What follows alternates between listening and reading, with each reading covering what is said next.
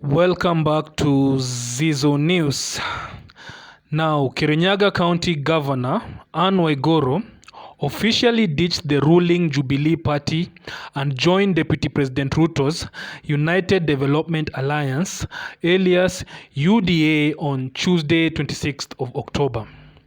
The governor, who has previously been a radical supporter of President Uhuru Kenyatta and the handshake, stated that the ruling party had lost its popularity and influence in the vote-rich Mount Kenya region, and it faced an uphill task in reclaiming its supporters.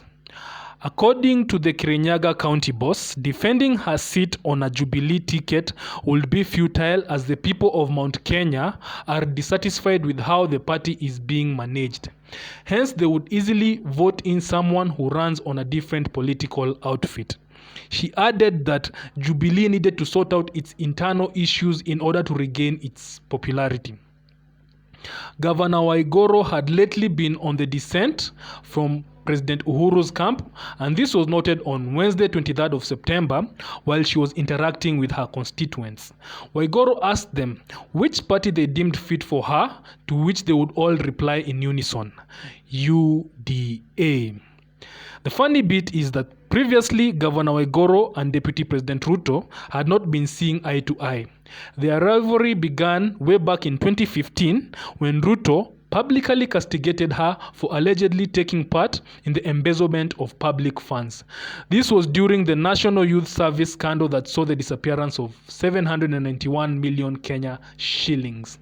Governor Waiguru, who was at the time serving as the Devolution Cabinet Secretary, was allegedly aided by a saloon attendant named Josephine Kabura to carry the loot in sacks. We have the clip. Let's have a look at it. But surely, if a hairdresser registers 20 companies, gets contracts, is paid millions, the millions, admittedly, she says she carried millions in bags and sacks like potatoes. And then you want to tell us stories.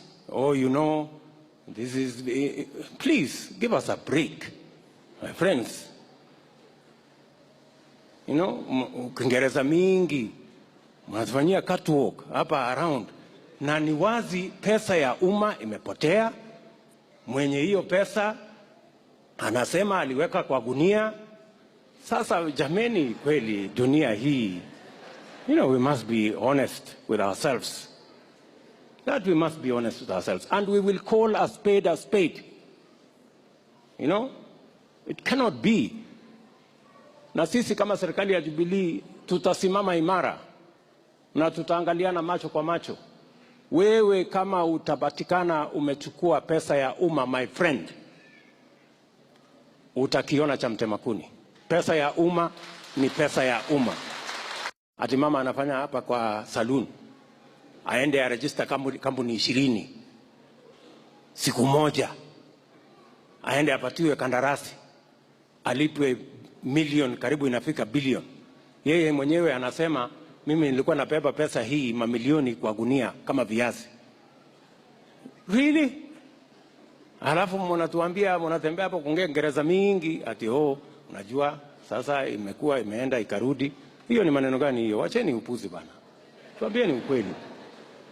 Pesa ya umma kama imepotea, tuseme pesa ya umma imepotea, na wale ambao wanahusika wawajibike.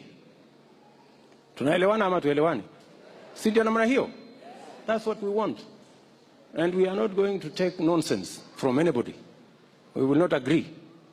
We are going to be very firm. You know, the masterminds cannot be walking around doing...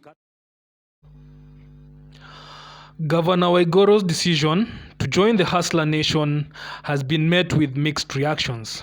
For example, Kirinyaga women representative Purity Ngirichi, who was speaking from Kirinyaga County on Tuesday, 26th of October, wholeheartedly welcomed Governor Waiguru onto the party, but warned that she still had her eye set on Kiриnyaga's county top seat and she was not about to back down.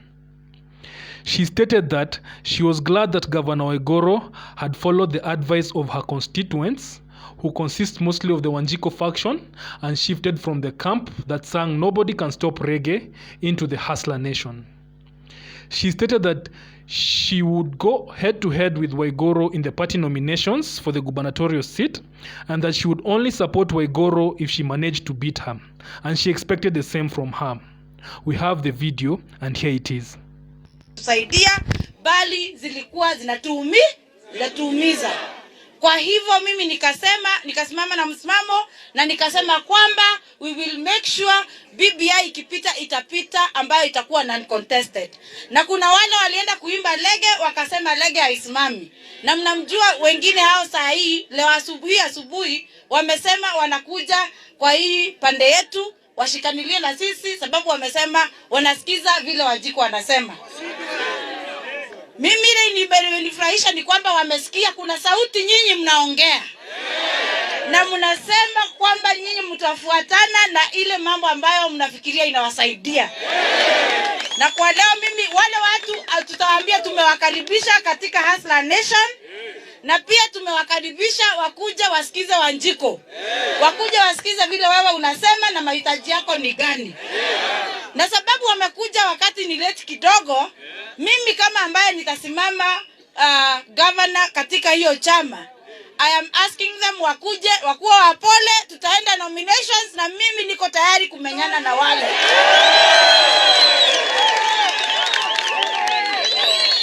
Kwa sababu siuziwi uoga na siuzi uoga na sinunui uoga.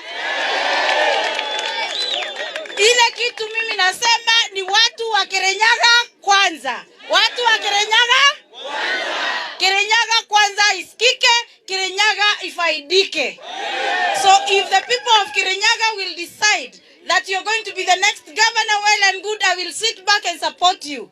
Lakini wakati tumeenda katika nominations ni kushinda, ni kuweka chini vizuri na wewe ukishindwa ukubali kushindwa. Si ndio hiyo? Hapo ndio mimi nimesimamia.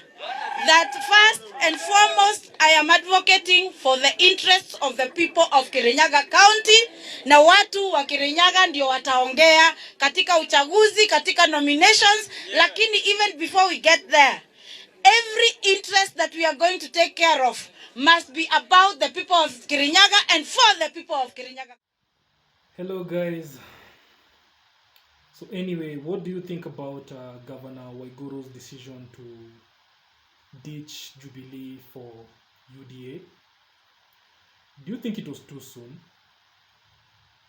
Might she regret her decision? Do you think she'll be able to topple Purity Ngirichi in the oncoming party nominations?